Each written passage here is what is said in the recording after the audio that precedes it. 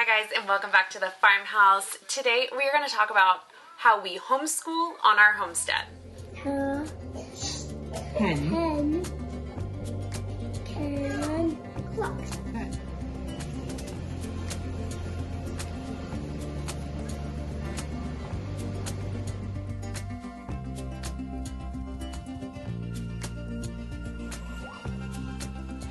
So we have 4 kiddos.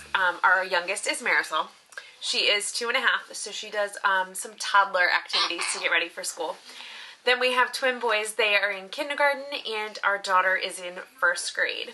So our 1st grader and our kindergartners do go to the public school system. I was a teacher in the county that we live in for 8 years. I left when our boys were just about 1 year old because we lost our daycare provider, and it just made more sense for me to stay home.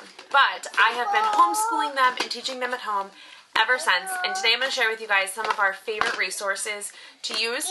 Now, I do supplement our school-aged kids when they get home with different activities, and Marisol does school activities with me Monday through Friday every day. Before I jump into telling you guys about the activities that we use, I'm going to tell you a little bit about my teaching philosophy. So my philosophy is that kids learn through play and they learn through doing.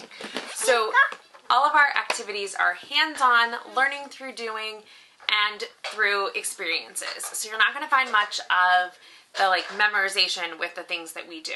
If you are looking for any of these resources to use with your own kiddos at home, make sure you check out my Teachers Pay Teachers store. I have linked that below for you. So let's jump right in to some of the things that we do on the daily. We're going to do the school-age kids first, and then I will do Marisol with our toddler preschool stuff. So one of the things I do with my school-age kids every single day is reading. And I like to find activities and reading activities that are on their reading level. Now, the school determines their reading level. I use that as my baseline for what I start with, and then I will add to that as we go. So this is Henley's folder with all of her leveled readers in it. So I get these from Reading A to Z. I'll link that below for you as well. But these are books that she can read independently, and they are on her level. And I change these and add more, about 2 or 3 a week, because we are reading them a lot. But as I see that she becomes really fluent with a level, then I will bump that level up to the next one. Or if I have a meeting with her teacher and we discuss that she might need to be challenged a little bit more, I will also bump that level up. So the boys' sight word readers focus on a single word. So this is the word am. So they have to read the title, and then they go through and they have to read the sentence, and they have to trace the word that belongs in the box. And this is the focus word that we're working on. So this one is am. So it's I am a dinosaur. And with repetition, and the more we read it, they actually do memorize it, and it helps them recall that word when they see it in another book. Mama. These are not currently listed on our website, but if you would like them, or you are looking for a sight word book on a specific sight word, send me an email. My email address is below. I'd love to help you out. Now, because all of the big kids had these, I like this. Marisol needed some of her very own as well, and I got lucky. Let me grab hers. I got lucky in the fact that Reading A to Z also has level AA, and AA is pre-reading level, and these are really simple books. It's just and whatever the picture is, so this is perfect for her. And I can also work on I did make one for her, because we just wanted a Halloween one, but same concept. So it just says Halloween, and it's the pumpkin, the moon. The difference between this and what the boys do is she does not have to write the sight words in this space. All she has to do is read it. So all of the kids read every day to us, whether it's to me or to my husband, and then we also read to them every night before bed. This is helping with fluency and just developing that love of reading. The next enrichment activity that I do with the school-age kids is Explode the Code. And Explode the Code has many different levels. This is Henley's level. She is our 1st grader. This is actually a little too easy for her, but we're doing a lot of review work. And this works on phonics and phonemic awareness and getting the kids to write and read. That's what starts with level 1. I think it goes from 1 to level 6, and then there's half levels if they need more review. I love Explode the Code, and what I do is take the books apart and then put them in sheet protectors so the kids can use dry erase markers, can write on it, we can erase it, and then reuse it again. If you are looking for phonics support, phonemic awareness support, highly suggest Explode the Code. Like I said, this is level 1 for my first grader, and then the boys use, let's see if I can open this up, use the alphabet letter, like this is level A, and this goes through identification of letters and letter sounds, which is another great thing that they need to get them kick-started with their learning. Now, all of my kids have showed an interest in writing, and you know that question that they always ask you, how do you spell, how do you spell, how do you spell? And a lot of times you want to encourage them to sound it out, but for the boys, they don't necessarily have enough of the sounds to sound the words out and feel confident with what they wrote. So I created this writing folder, and they all use this, and the first page is an alphabet chart. We also use this if we get stumped on a letter when we're doing Explode the Code or when we're even reading our readers. But alphabet chart, then it has our sound spellings, and then we have a word wall. This is just a kindergarten word wall, but it is a great starting off point. And then what we do is I have thematic word walls in here. So this is our family. It's pictures of everyone in our family with the names so that they can write letters and cards and stories about our family members. There's Miss Tony, Shosho, Miss Harry, and then Hunter, Daddy, Mama. So even Marisol uses it to help identify people and match names with people. And then we have the thematic pages, so like Halloween words if they want to write something Halloween, St. Patrick's Day, garden words. So I'm always adding to this based off of what the kids are interested in.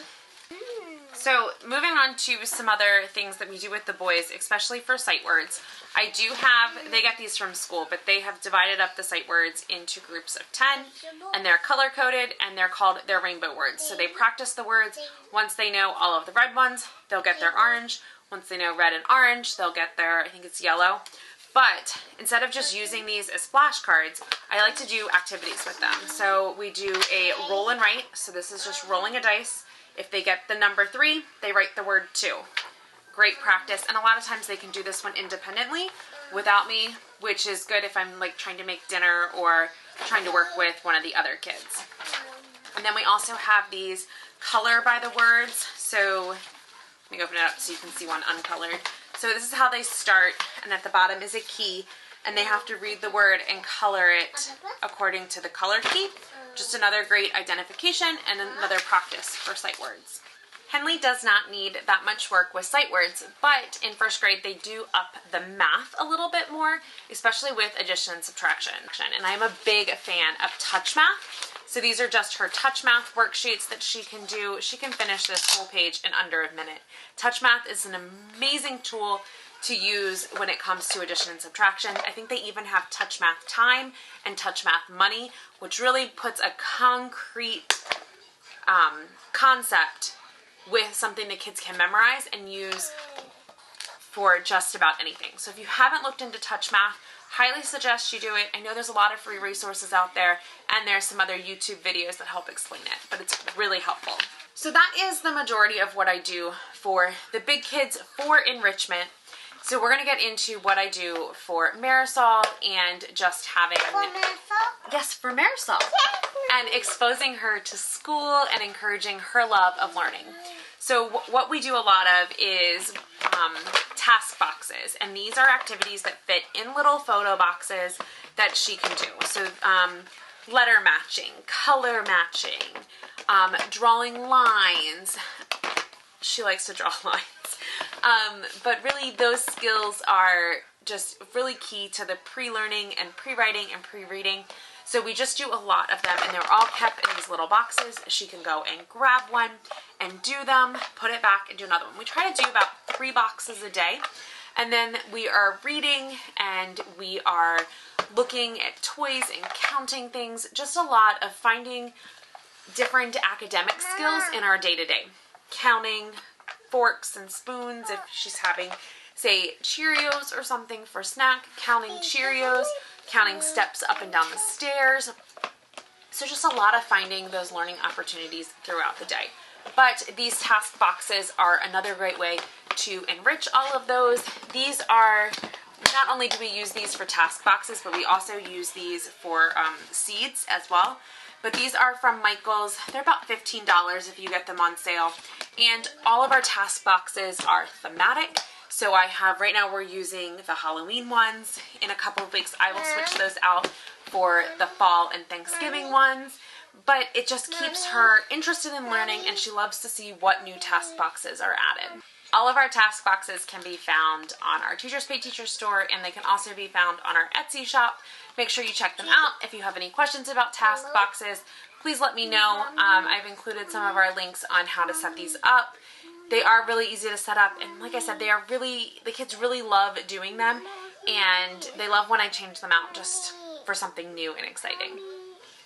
Another thing that I use with Marisol is this alphabet book, and it is really just a really big alphabet chart. So each letter has its own page. She can say the picture, trace the letter, say the letter name. We go through this about once a week, maybe more than that depending on what she really gets into. But it is a great way for her to practice her letters. We also have a magnetic board with all of the letters, so she can take the letters off and then put them back on in the correct order, which is another great activity, not only for her in that toddler preschool range, but it's also a great activity for kindergartners just to develop that alphabet fluency. So I will leave a link for that below. I do have a printable worksheet for it. It makes it really easy, but just another great overall activity. Now, homeschool stuff can take over your house and take over your life. So we try to keep it really simple and just to the basics. We have an IKEA cabinet. I use this when I taught in the classroom, have it left over, and then we have drawers. The boys have the top green drawer, Henley has the yellow one, and Marisol just uses a bunch of everything. This green drawer is for all of their headphones that they use on the computer or when we're traveling. And then everything else stacks on the bottom. So you can see we have a really minimalistic setup, but it houses everything that we need. So there you guys have it. This is our simple homeschool setup, how I encourage our preschool toddler into learning and want to learn, and how we enrich our school-age kids in their learning and help them along the way. If you have any questions, please put them in the comments. Like I said, I am a former teacher. I taught kindergarten and first grade. I'm actually a nationally board certified teacher as well. So I am a great resource. If you have any questions about anything, please leave them in the comments or send me an email. Thanks so much for hanging out at the farmhouse with me. Make sure you check out our Etsy shop and our Teachers Pay Teachers for all of our homeschooling activities, and we will talk to you guys soon.